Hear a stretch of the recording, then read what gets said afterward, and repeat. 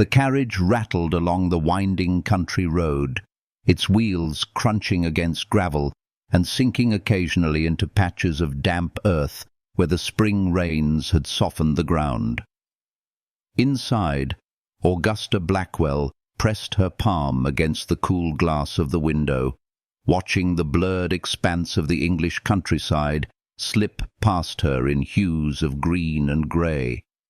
Rolling hills stretched endlessly, dotted with clusters of bare trees just beginning to show the pale buds of early spring. The air was heavy with mist, and the sky hung low, a flat sheet of pewter that seemed to swallow the sunlight before it could reach the earth.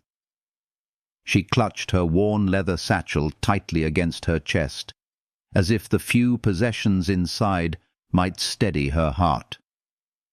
23 years old, neither young enough to be carefree nor old enough to feel entirely secure in her place in the world, Augusta carried herself with the quiet determination of one who had known loss too intimately. The faint scent of lavender clung to her shawl, a fragrance pressed into the fabric by her late mother's careful hands years ago. Even now, the memory of that scent comforted her when loneliness threatened to overwhelm. The coachman, a broad-shouldered man with a voice roughened by years of shouting over wind and horses, leaned slightly around as the carriage jolted over a rut. "Not much farther now, miss," he called. "Blackwood Manor lies just beyond that ridge." Augusta forced herself to smile and nodded politely, though her throat tightened with apprehension. She murmured a quiet thank you and returned her gaze to the horizon, where the outline of a grand estate began to emerge through the thinning fog. Blackwood Manor. The name itself carried weight, whispered in the market squares of nearby towns with a mixture of awe and unease. The ancestral home of the Dukes of Westmoreland, it stood as a symbol of power, wealth, and, more recently, tragedy. The current Duke, Alexander Cavendish, had inherited the title and estate at a young age, but 3 winters ago grief had consumed him when his beloved wife died in childbirth. Rumours said the man had changed since then, retreating behind stone walls and cold silences, keeping his 5 children hidden from curious eyes. Augusta's new position as governess had come almost too easily. The letter of employment, hastily written and strangely urgent, had arrived just as her previous post dissolved in the wake of her former employer's financial collapse. Providence, she thought at first, though the generous salary offered suggested desperation rather than charity. 4 governesses had already come and gone in less than 3 years. None had lasted. None had managed to endure the household long enough to shape the children's lives. As the carriage crested the ridge, Augusta caught her first true glimpse of Blackwood Manor. It rose from the mist like a sentinel, vast and foreboding, its Gothic spires stabbing into the grey sky. The gardens, once carefully tended, appeared choked with weeds. Ivy clawed its way up stone walls, curling into cracks and shadowed corners. Shuttered windows stared blankly across the grounds, giving the impression of a house asleep, or perhaps mourning like its master. The carriage slowed before the sweeping staircase of the main entrance. Augusta smoothed her plain black dress with trembling fingers, adjusted her bonnet, and inhaled deeply. Her father had once told her that courage was not the absence of fear, but the decision to step forward despite it. She clung to those words now as she gathered her belongings and prepared to descend. Before she could reach for the door, it swung open with a groan of iron hinges. A severe-looking woman emerged, her grey hair drawn tightly into a bun that stretched the skin of her face taut. Her posture was rigid, her expression carved from stone. "Miss Blackwell, I presume?" she said in a voice that carried no warmth. "Yes," Augusta replied, forcing her voice to remain steady. "I am Mrs. Wilson, the housekeeper of Blackwood Manor. You are expected." The words fell like a judgment rather than a welcome. Augusta inclined her head, careful not to betray her unease. "Thank you for receiving me. I look forward to meeting my charges." Mrs. Wilson's lips compressed into a thin line.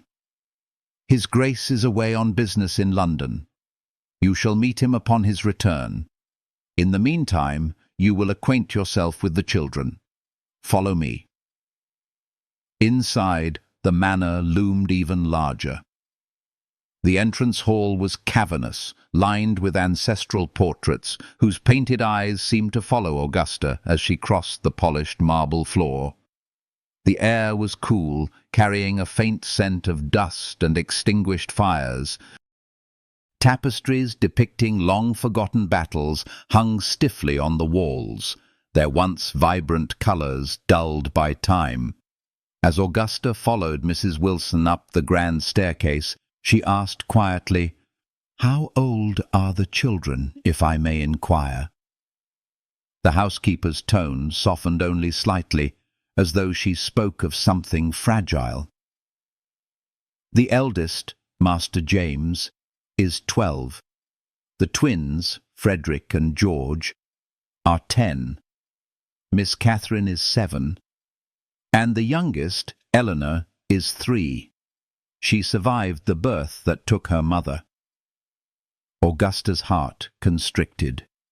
5 children, motherless, their father consumed by grief. She had read the facts in the employment notice, but hearing them spoken aloud gave the sorrow new weight.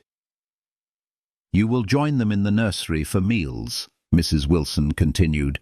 "The Duke dines alone when he is in residence.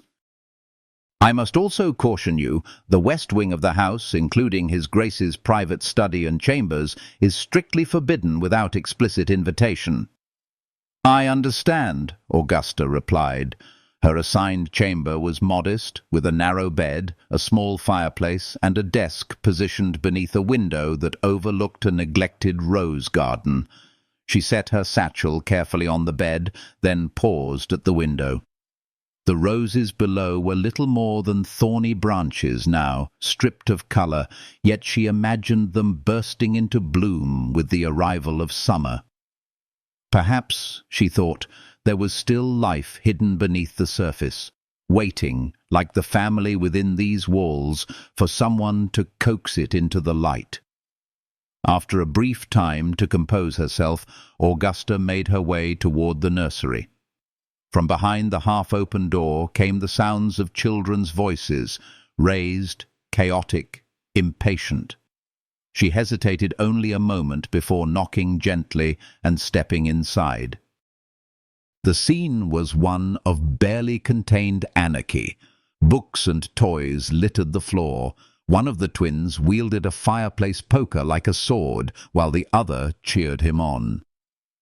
A serious-looking boy, clearly the eldest, sat by the window, his gaze studiously fixed on a book, though the tension in his shoulders betrayed his awareness of the chaos.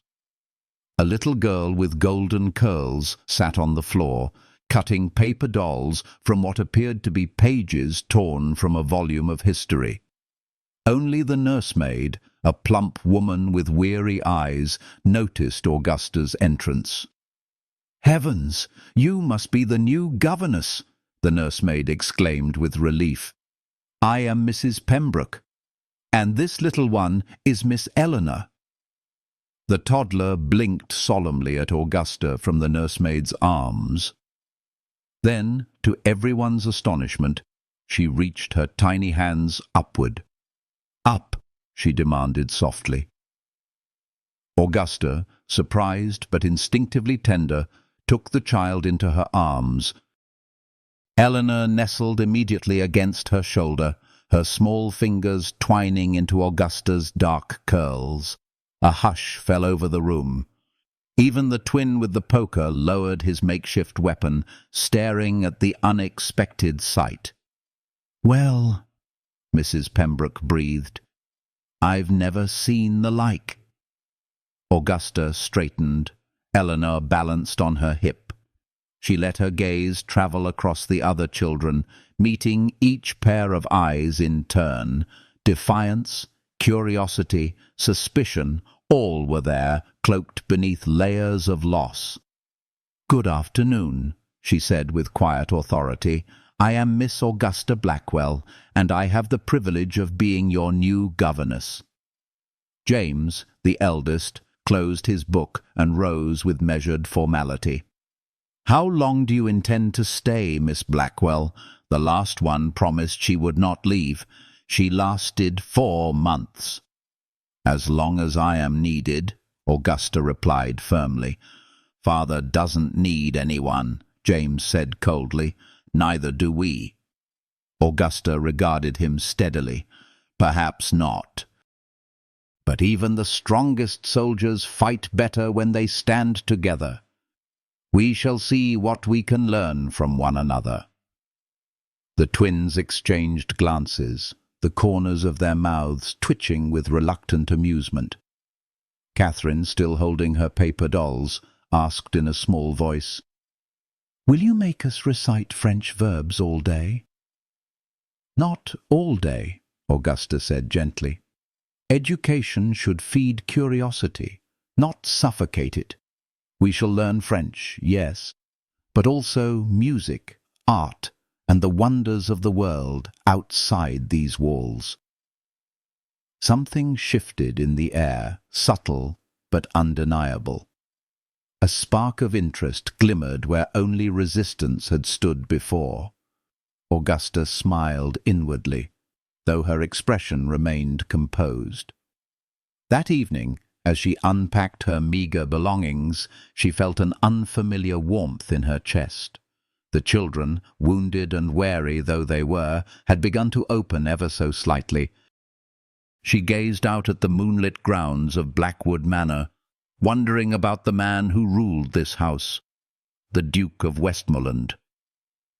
Rumour painted him as a figure of icy reserve, his heart entombed with his late wife. Little did Augusta know, their first meeting would come sooner than she expected, and it would change not only her life, but the lives of every soul within these stone walls. The following week passed with a rhythm both unfamiliar and strangely comforting. Augusta devoted herself to the children with the careful balance of firmness and warmth that had always guided her in previous posts.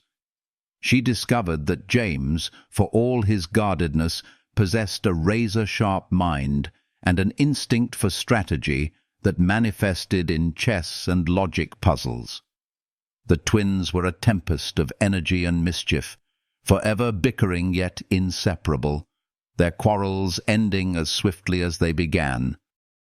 Catherine, sensitive and imaginative, revealed an early talent for sketching, while little Eleanor shadowed Augusta with unwavering devotion, toddling after her as though she had found something she had long been searching for. For the first time in years, laughter returned to the nursery. Evenings were spent with storybooks in the library or in the drawing room, where Augusta coaxed music from the long silent pianoforte while the children sang. Their voices, high and uncertain at first, grew stronger with each night, until the house itself seemed to hum with life once more.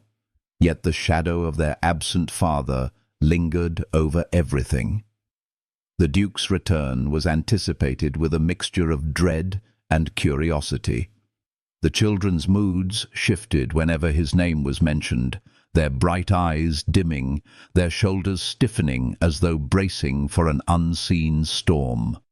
Augusta, though she had never met him, sensed the immense weight of his presence, even in absence.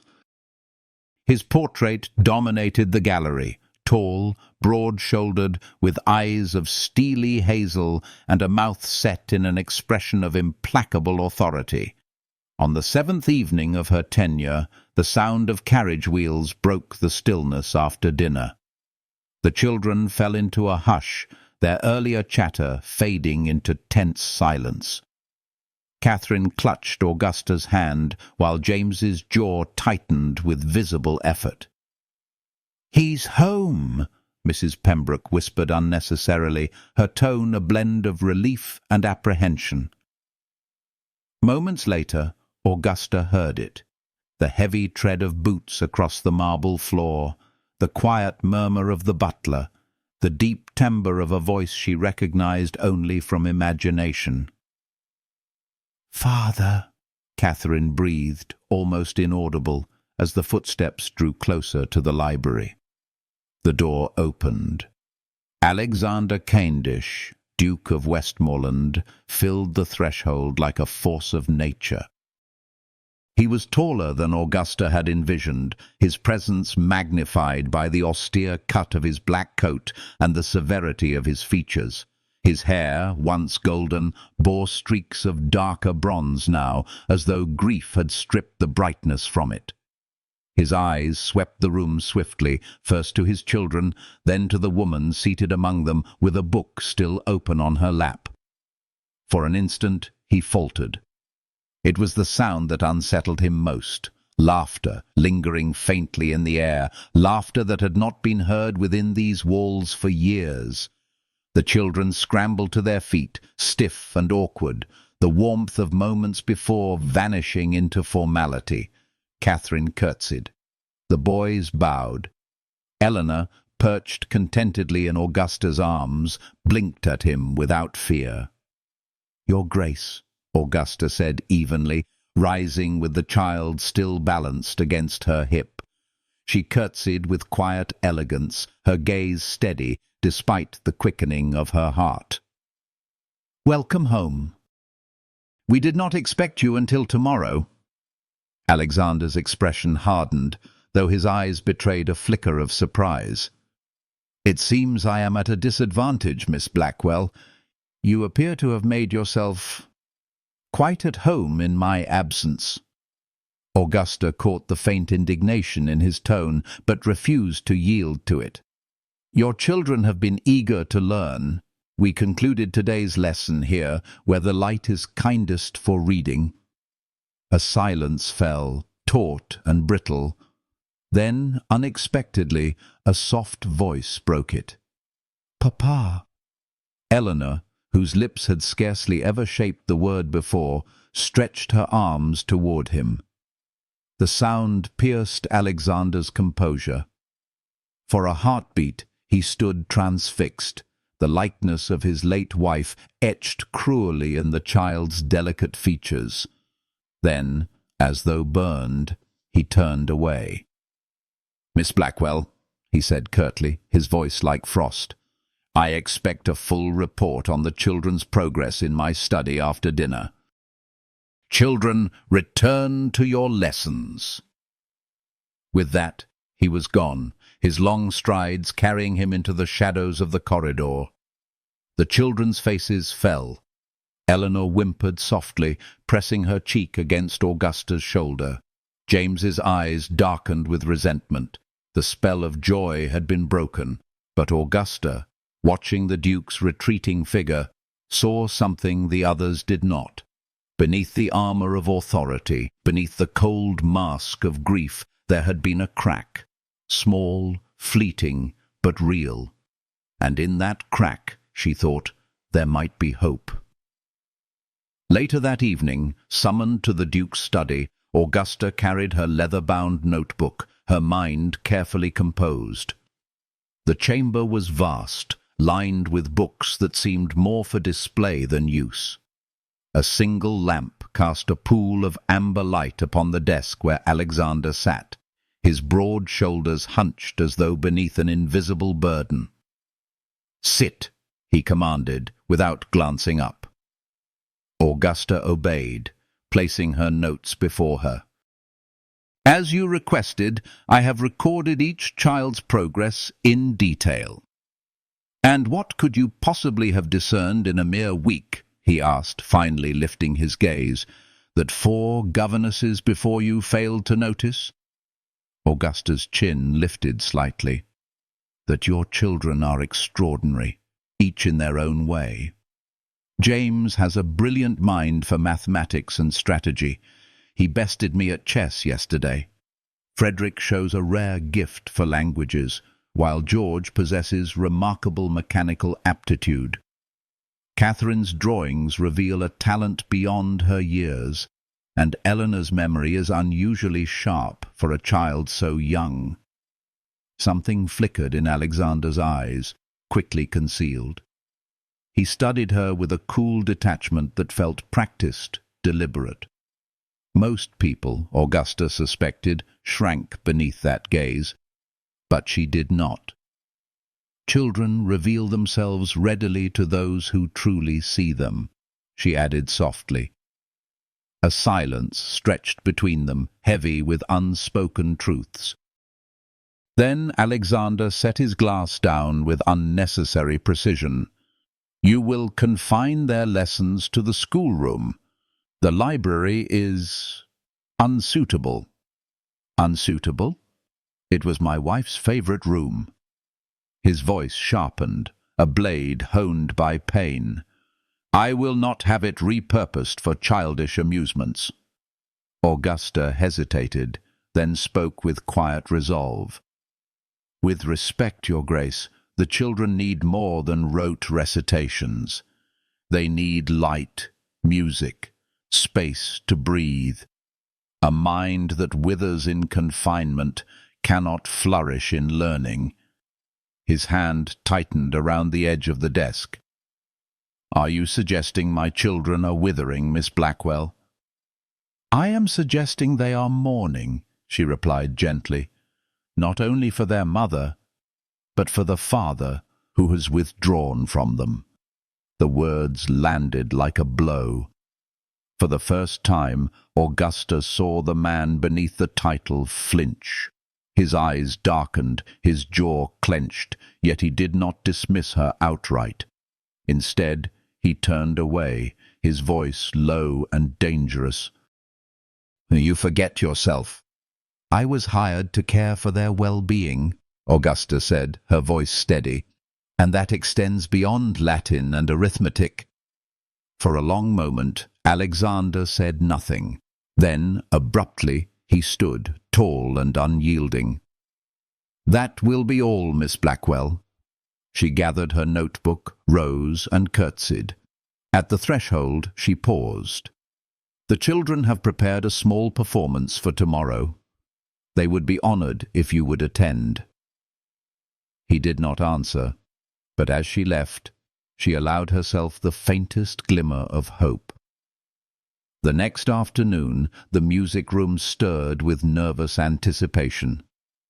The children had polished silver candelabras, arranged chairs, and tuned instruments long silent. Augusta guided them with patience, encouraging each with quiet words. James scoffed at his father's promised attendance, muttering that it was folly to expect anything. Yet, when the doors opened at precisely the appointed hour, Alexander Cavendish entered. The children froze, their confidence crumbling under the weight of his presence. Augusta, meeting his gaze across the room, inclined her head in silent gratitude. He sat, rigid and unsmiling, but present. Frederick played first, his small hands steady upon the pianoforte. George followed with a violin piece, unexpectedly tender. Catherine's melody was simple but sweet, her cheeks flushed with effort. Finally, James, who had refused to prepare music, stepped forward with a folded paper. I have written a poem, he announced, his voice taut with nerves. It is called Remembrance. His words, halting at first, grew in strength, painting a portrait of loss and longing so raw that the room itself seemed to hold its breath. Augusta dared to glance at Alexander. The Duke sat rigid, his hands clenched on the chair. but his eyes betrayed him, bright with suppressed emotion. When James finished, silence stretched. Then, slowly, Alexander rose. For a moment he stood before his son, uncertain. Then he placed a hand upon the boy's shoulder. "Your mother would have been proud," he said, his voice rough. "As am I." The transformation in James's face was immediate, his guarded expression breaking into one of astonished relief. The twins exchanged looks of disbelief. Catherine's smile trembled with hope. Eleanor clapped her small hands. In that moment, Augusta saw it clearly. The wall around the Duke's heart had not crumbled, but it had cracked. And through that crack, love, long denied, was beginning to seep back in. That evening, Augusta walked the moonlit corridors unable to sleep. Her steps carried her to the nursery, where she found Alexander already standing, gazing silently at his children as they slept. He started when he noticed her, his usual reserve momentarily fractured. "Mrs. Pembroke had a headache," she explained softly. "I offered to watch Eleanor." Their eyes met in the dim glow of lamplight. For the briefest moment there was no duke and governess, no barrier of rank or grief, only two souls who knew loss, meeting across the chasm of silence.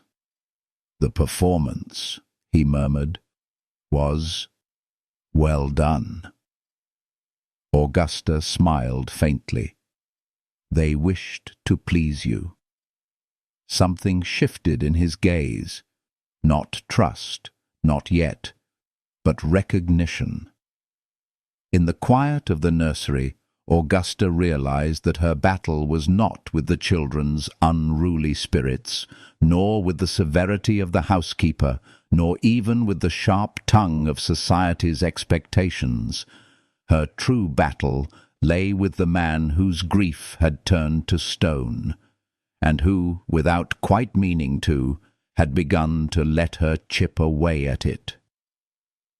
The days that followed the children's performance carried with them a subtle change in the air at Blackwood Manor. For the first time in 3 years there was light in the corridors, not only from the sun that slanted through the tall windows, but from the voices of children echoing freely where silence once reigned.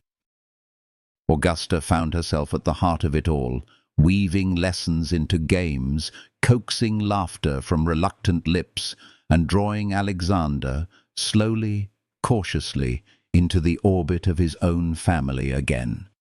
He attended more often now, lingering in the library while the children read, walking with them in the gardens, even as the roses struggled to bloom in their long neglected beds. Augusta noticed the way his expression softened when Eleanor tugged his hand, the almost imperceptible lift of his mouth when Catherine proudly displayed a drawing. These moments were fragile as spun glass, yet each one seemed to strengthen the invisible threads binding him back to his children. But not everyone welcomed the change. The first sign of intrusion arrived one late afternoon, just as Augusta was gathering the children for their history lesson. Mrs. Wilson entered, her expression unusually taut. "Lady Victoria Blackwood has come," she announced, her voice carefully neutral. "His Grace requests your presence with the children in the drawing-room for tea." At the name, the children's faces shifted like clouds across the sun. Catherine's small mouth curved downward. Frederick muttered something uncharitable under his breath, silenced quickly by James's warning glance. Even Eleanor, though too young to understand, sensed the tension and clung tighter to Augusta's skirts. Augusta had heard the name only in passing, always accompanied by a flicker of distaste in the children's voices. Lady Victoria, cousin to the Duke, was said to be elegant, ambitious, and persistent in her designs upon the widower. As Augusta shepherded the children down the corridor, she steeled herself. The drawing-room doors opened upon a tableau of practiced refinement. Lady Victoria rose from her seat beside the hearth, her gown of pale lavender silk rustling like water over stone. She was beautiful in the polished, deliberate way of society women, tall, slender, every curl of golden hair perfectly arranged, every gesture calculated for effect. Her eyes, sharp and assessing, swept over Augusta in a single glance that measured and dismissed her all at once. "Ah," Lady Victoria said, her voice smooth with condescension, "this must be the new governess. How fortunate you were able to secure someone so quickly, Alexander." The Duke, seated stiffly in an armchair, merely inclined his head. "Miss Blackwell has proven capable." Augusta curtsied politely. "My lady," Victoria's smile tightened. "Capable, I am sure, though one wonders if true refinement might not be better taught by a woman of broader experience. I have recently heard of a most accomplished French governess employed by the Countess of Harrington. Such sophistication would surely benefit children of this rank." Before Augusta could respond, Catherine piped up, her small voice clear. "Miss Blackwell already speaks French and German. She's teaching us both." The twins nodded in eager corroboration. James, though less effusive, allowed a flicker of loyalty to cross his face. Victoria's expression faltered, then smoothed into something more brittle. "How charming." She gestured to a pile of packages stacked nearby. "I have brought gifts for the children. Educational, of course." One by one, she presented them. Expensive volumes, far beyond the children's current comprehension. A porcelain doll too delicate for play. A globe with inscriptions so fine, Catherine squinted in vain. The children murmured dutiful thank yous, their lack of enthusiasm barely concealed. "I shall stay through the weekend," Victoria declared, settling once more beside the Duke, as though her presence were a foregone conclusion. "Hawkins has prepared my rooms, as always." Augusta stood quietly at the edge of the gathering, her role clearly diminished in Lady Victoria's eyes to that of furniture. Yet, when Alexander glanced at her, almost unconsciously, she sensed something else. A flicker of tension, as though he were aware of the comparison being forced upon him. The remainder of the afternoon passed in strained civility. Augusta guided the children through polite responses, smoothed over awkward silences, and shielded their disappointment when Lady Victoria's attentions proved perfunctory at best. The cousins spoke at length of London society, of upcoming balls and dinners, of expectations that Alexander resume his place in the whirl of fashionable life. Augusta listened quietly, her heart tightening at each subtle dismissal, each reminder that her presence here was precarious at best. That night, after settling the children into bed, Augusta lingered in the corridor, her thoughts restless. She had not sought to compare herself to Lady Victoria, yet the contrast was unavoidable. Against the other woman's polish and pedigree, Augusta's simple gowns and modest upbringing seemed pitifully lacking. Still, when she recalled the children's loyalty, the way they had defended her earlier, a fragile courage stirred within her. The following days only deepened the tension. Victoria shadowed the Duke constantly, pressing him with arguments for a return to London, urging him to consider remarriage for the children's sake. Whenever Augusta entered a room, Victoria's gaze sharpened, her conversation coolly shifting to exclude. And yet small victories remained. Alexander continued to seek Augusta's reports on the children, his questions pointed but genuine. He began to linger after lessons, listening to Catherine's music or George's enthusiastic descriptions of mechanical contraptions. Once, as Augusta explained a geometry exercise, she caught his eyes on her, not with suspicion, but with something softer, something unspoken. It was precisely that look that Lady Victoria noticed. One evening, as Augusta left the library with her satchel of notes, she paused at the sound of raised voices from the adjoining drawing-room. "Beneath you, Alexander," Victoria was saying sharply. "A governess of questionable background at that. You risk scandal, even ruin." "I risk my children's happiness if I dismiss her," Alexander replied, his tone clipped but controlled. "They flourish under her care." "They would flourish under any competent teacher," Victoria snapped. "Do not fool yourself. Her influence over them, over you, is dangerous." Augusta withdrew silently, her heart pounding. The warning was clear.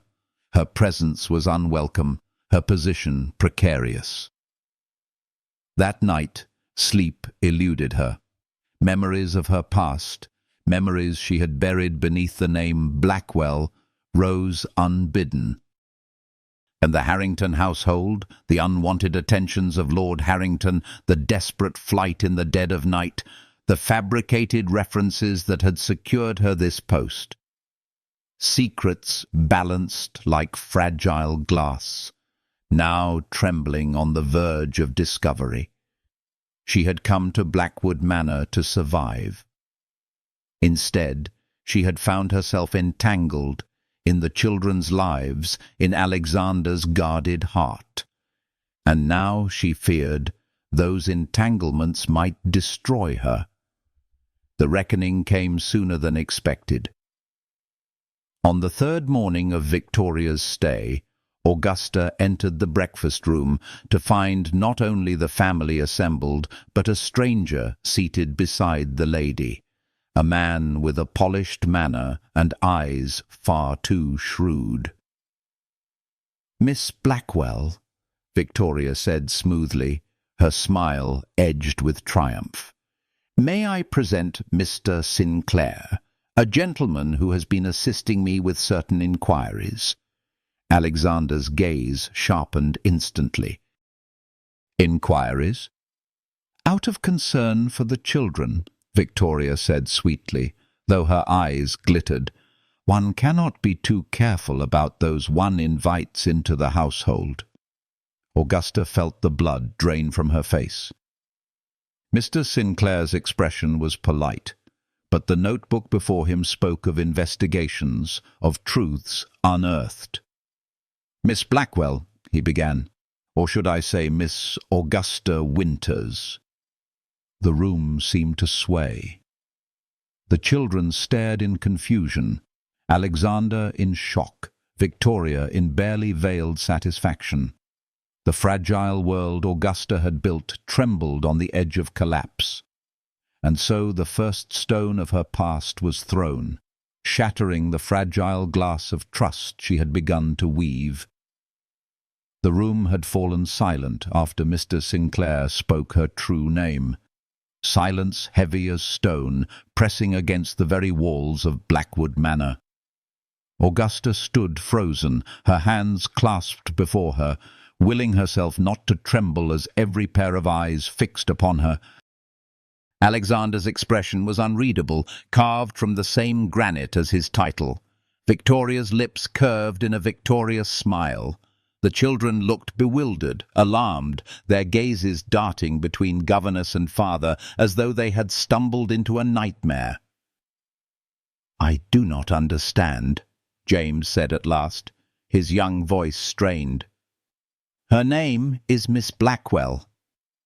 "No, my dear boy," Victoria purred, her triumph sharpened into cruelty. "Her name is Winters, a governess who has lied her way into this household. Who knows what else she has deceived you about?" Augusta's throat burned with unshed tears. She forced herself to meet Alexander's eyes. "It is true," she admitted quietly, her voice carrying through the tense stillness. "My name is Augusta Winters. I concealed it because the truth of my last post would have destroyed any chance of finding employment. Lord Harrington made advances I did not welcome. When I resisted, he threatened to ruin me. I fled, and in desperation I forged references under another name. I never wished to deceive you beyond that. Everything else I told you, of my parents, of my education, was the truth." "Lies," Victoria spat. "You expect us to believe such a convenient story?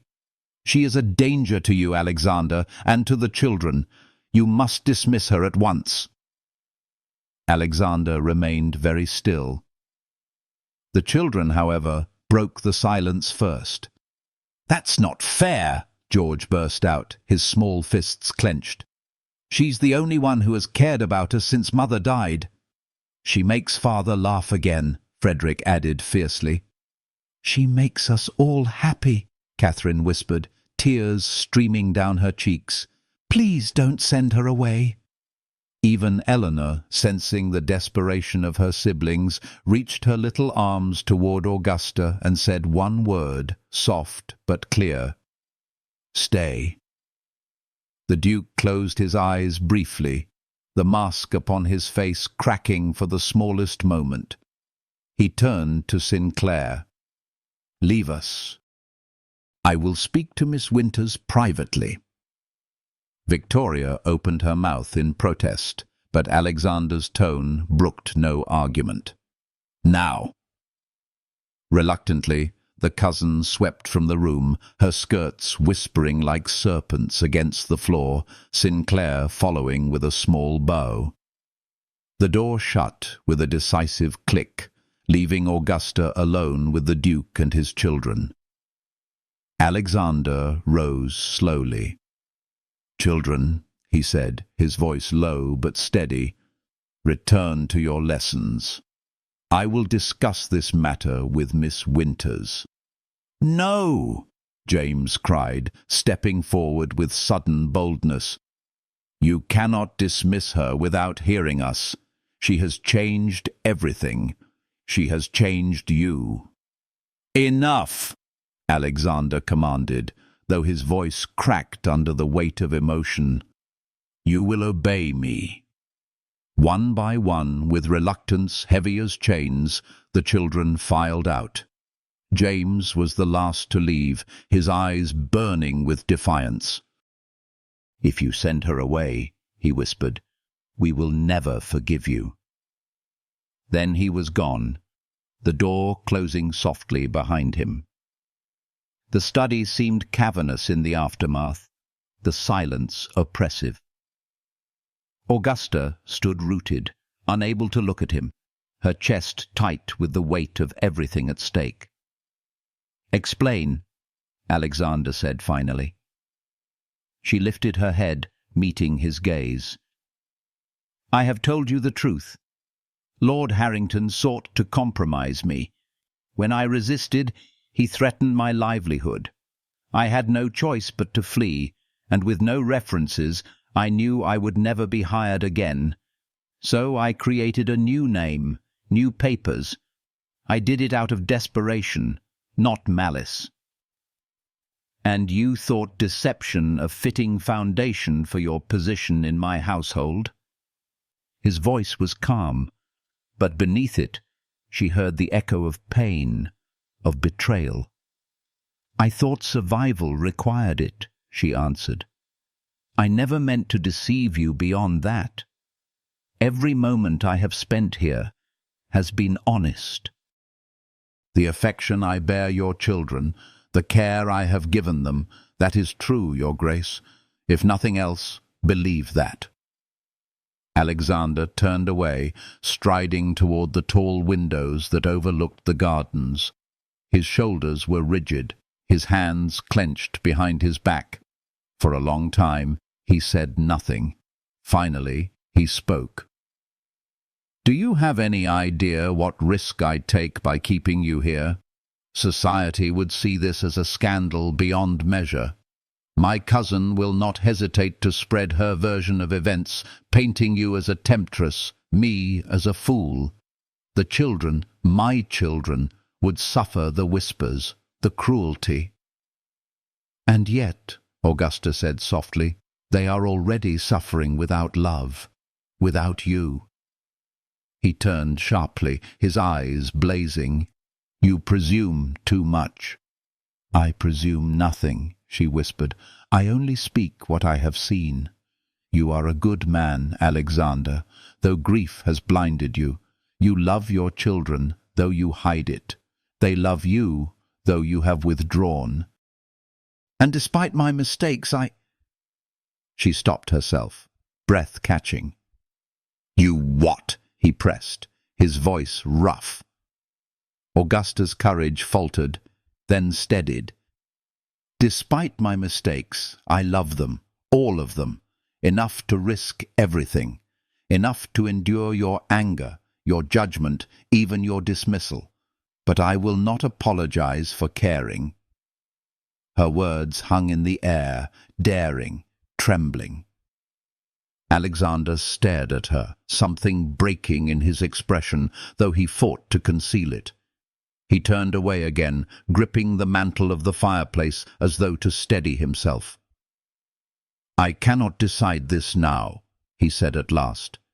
You will remain until arrangements are made. We will speak further tomorrow. And with that, he left her standing alone in the vast, silent study, her heart shattering within her chest. That night, Augusta began to pack her meagre belongings. Her hands trembled over each folded dress, each worn book, each keepsake from her past. Tears blurred her vision, but she forced them away, as she would not let the children see her despair. She would not let Alexander see her break. A knock at the door startled her. Catherine stood there, her face pale, her curls loose from sleep. You're leaving, she whispered, her voice trembling. Aren't you? Before Augusta could answer, James appeared behind his sister, followed by the twins. Even Eleanor toddled in, rubbing her sleepy eyes. One by one they crowded into the room, their faces etched with fear. You can't leave us, Catherine cried, flinging her arms around Augusta's waist. You promised to stay. I wanted to, Augusta whispered, her own tears breaking free at last. But sometimes promises cannot withstand the weight of truth. Father is wrong, James declared, his eyes blazing. He lets Lady Victoria poison his mind, but he knows the truth in his heart. We will make him see it. Before Augusta could protest, the children were gone, racing down the corridor. She followed, panic rising, only to find them gathered outside the Duke's study. James pounded on the heavy door with all the strength of his 12 years. Father, he shouted, you cannot send her away. The door swung open, revealing Alexander, weary and dishevelled, a glass of brandy in his hand. He stared at his children, then at Augusta, standing helpless behind them. This is not the hour for, he began, but James cut him off, his voice breaking. Since Mother died, we have lived in silence. You never looked at us. You never smiled. But she, he pointed fiercely at Augusta, she brought you back to us. She made you laugh again. She made us a family again. If you send her away, you will break us all. The twins chimed in, their voices overlapping. She's the only one who understands us. She listens, she cares, she makes everything better. Catherine's sobs shook her small frame. Please, Papa, don't take her from us. And then Eleanor, clutching Augusta's skirts, looked up at her father with solemn eyes and said the single word that shattered him. Stay. Alexander's breath caught. the glass in his hand trembling. He looked at his children, really looked at them, and saw not defiance, not rebellion, but desperation, love, and truth. Then his gaze shifted to Augusta, who stood with tears streaking her cheeks, her hands pressed to her heart, as if to hold it together. For a long moment he said nothing. Then, in a voice barely above a whisper, he murmured, "Return to your rooms, children. Miss Winters and I have much to discuss." The children obeyed reluctantly, casting anxious glances back as Mrs. Pembroke shepherded them away. James was the last to leave, his eyes locked on his father's, silently pleading. When the door closed once more, Alexander turned to Augusta. His face, usually so composed, was raw with conflict. "They are right," he said hoarsely.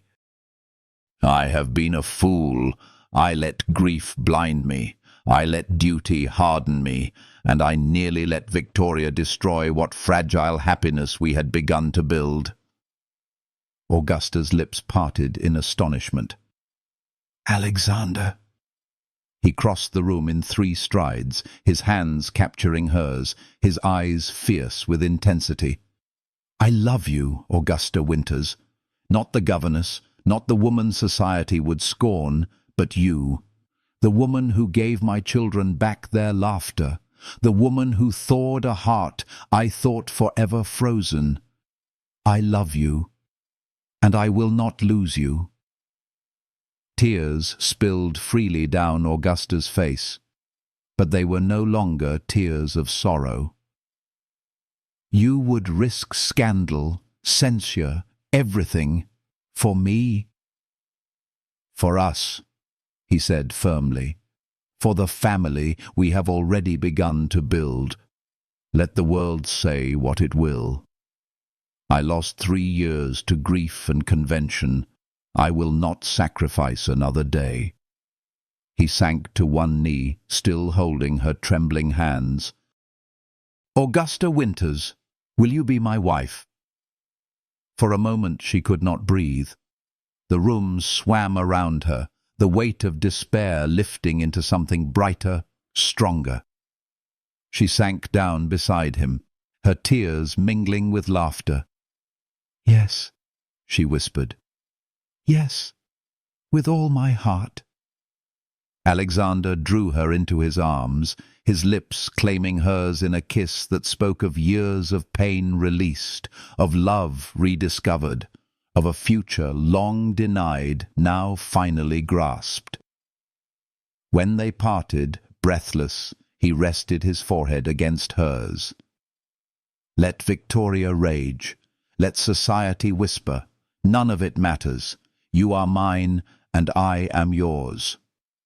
Augusta smiled through her tears, her heart overflowing. "And the children?" "They will know tomorrow," he said softly, his voice filled with something she had never heard from him before. Hope. "They will know that their father has chosen love again." And for the first time since she had set foot in Blackwood Manor, Augusta allowed herself to believe in a future not of survival, but of joy. The gardens of Blackwood Manor seemed to awaken with the news, though no gardener had yet touched them.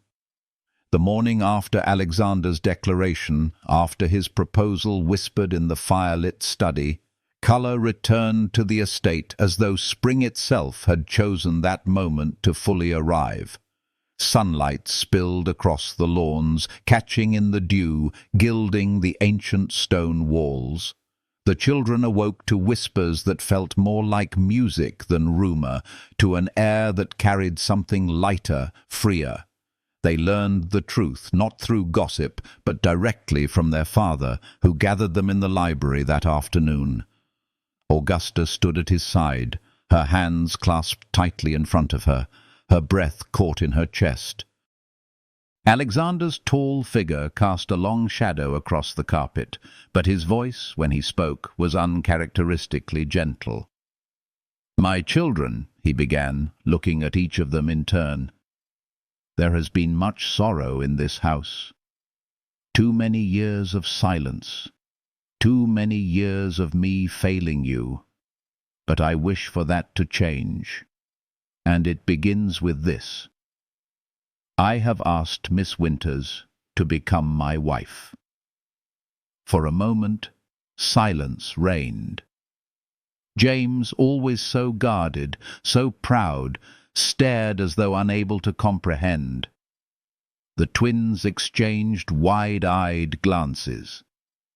Catherine gasped, covering her mouth with her hands, and Eleanor, the littlest, toddled forward with unerring confidence, reaching for Augusta's skirts as though she had known all along.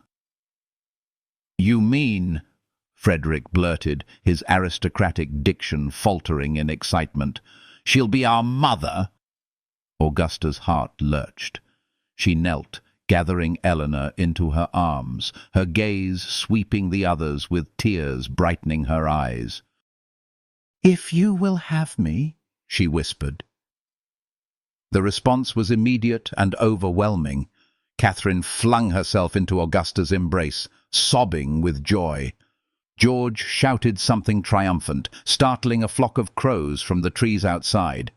Frederick grinned so broadly his usually haughty composure dissolved entirely, and James, slowest to yield, finally approached, his face trembling between pride and relief. He laid a hand on Augusta's shoulder, his voice low but firm. "We already do." Alexander, watching the scene, felt his throat tighten. For years, grief had locked him away, but here, before his eyes, was the family he had nearly destroyed through his silence. And now, through Augusta's courage, his children's loyalty, and his own rediscovered heart, the future seemed not a burden, but a promise. Not all welcomed the news. Lady Victoria stormed into the drawing-room the following evening, her golden curls gleaming like a crown of wrath. She had returned from a ride, mud splattering her hem, but her fury lent her a terrible elegance. "Alexander," she demanded, her voice sharp enough to cut glass, "tell me it is not true. Tell me you have not disgraced this family by announcing an intention to marry that woman." Alexander did not rise from his chair. He merely looked at her, one hand resting lightly on Augusta's where it lay upon the armrest. "It is true," he said calmly. "She has accepted. We shall be married." Victoria's face drained of colour. "She is a fraud. She deceived you. She has no name, no fortune, no standing. She will drag the Cavendish name into ruin." "She is the woman I love," Alexander replied, his tone steady but unyielding. "And she has given my children what neither you nor society ever could: hope, laughter, a mother's care. If that is ruin, then I welcome it." "You are mad," Victoria hissed. "Utterly mad. You will lose everything. London will not accept her. The peerage will shun you. You will find yourselves ostracized." Alexander's eyes hardened. "Then let them shun us. I have wasted years bowing to society's expectations, and it brought nothing but emptiness. I will not waste another day." Augusta, though trembling inwardly, lifted her chin. "I ask for no defence, Lady Victoria. I stand only in my truth. But I will say this: whatever your opinion of me, I will love these children as fiercely as if they were my own. That no scandal can erase." Victoria's lips thinned into a line of hatred. "Then you leave me no choice. I will tell everyone. Every drawing-room, every salon, every dinner table in London will hear how the Duke of Westmoreland debased himself by marrying his children's governess." Alexander rose at last, towering above her, his presence formidable. And when they do, they will also hear that any house daring to slander my wife will find themselves cut off from the influence and favour of Westmoreland. My word still holds weight, Victoria. Do not test it. For the first time, Victoria faltered, her eyes narrowing with fury she could not unleash. She swept from the room with a hiss of silk, her threats trailing like smoke behind her. The scandal she promised did come, swift as storm winds. Within days, whispers spread across county and capital. A duke marrying beneath him, a governess with a shadowed past. Tongues wagged, pens scribbled in newspapers, faces turned at assemblies. But Alexander's prediction held true. Few dared voice their disdain aloud when his stance was so resolute. And those who met Augusta, who saw the dignity in her bearing, the intelligence in her words, the kindness in her eyes, found themselves disarmed. Their wedding was not the grand affair society might have expected. Instead, it was held in the village church, attended by the children, a handful of loyal neighbours, and a scattering of friends unafraid of scandal. Augusta wore a gown of simple ivory silk, her dark hair crowned with a modest veil, her smile radiant enough to eclipse the finest jewels. Alexander stood beside her, his voice steady as he spoke the vows that bound not only their hands, but their fractured lives into one. When the priest declared them husband and wife, the children's cheers filled the church, louder and more jubilant than the bells that rang overhead. Eleanor clapped so fiercely she nearly toppled from Catherine's lap. James's eyes shone with pride. Frederick and George whooped with unrestrained glee, and Catherine wept happy tears into Augusta's skirts. It was, Augusta thought, as Alexander drew her close for their first kiss as husband and wife, not a spectacle of wealth, but a triumph of love. The months that followed proved her right. Blackwood Manor bloomed. Gardens once choked with weeds were restored, roses climbing trellises, fountains running clear. The laughter of children spilled from every corridor, mingling with music and the scent of fresh flowers. Augusta moved easily among them, no longer governess, but duchess, no longer servant, but mother. She guided Catherine's sketches, encouraging her talent with gentle words. She applauded George's contraptions, even when they failed spectacularly. She nurtured Frederick's love of language, listening patiently to his recitations of French poetry. She challenged James at chess, sometimes winning, often letting him believe he had won, until he grew into the strategist he was destined to become. And Eleanor, bright, curious Eleanor, was her shadow still, her small hand often tucked into Augusta's as though it had found its rightful place. Alexander, too, transformed. He dined no longer alone but with his family, his laughter ringing out in ways no one had heard for years. He walked the gardens with Augusta, discussed books in the library, played with his children on the lawns. The ice that had bound him melted completely, leaving behind a man of warmth, wit, and strength, still formidable, still the Duke, but now also husband, father, partner. Lady Victoria, humiliated by her defeat, fled to the continent under the guise of extended travel. Letters returned bearing no reply. Gossip eventually turned to other scandals. Blackwood Manor, once shrouded in sorrow, stood unassailable in its new-found joy, yet even happiness carried its trials. Augusta, despite her title, faced quiet slights from certain quarters. Invitations arrived with hesitation, whispers followed her into rooms, but she bore it with dignity, refusing to bow her head. and Alexander's unwavering devotion silenced many. He introduced her proudly as his duchess, corrected any slight with a glance sharp enough to wither, and made it clear that those who disrespected her would lose more than their manners. Society, fickle as ever, adapted. Whispers softened into curiosity, then into admiration.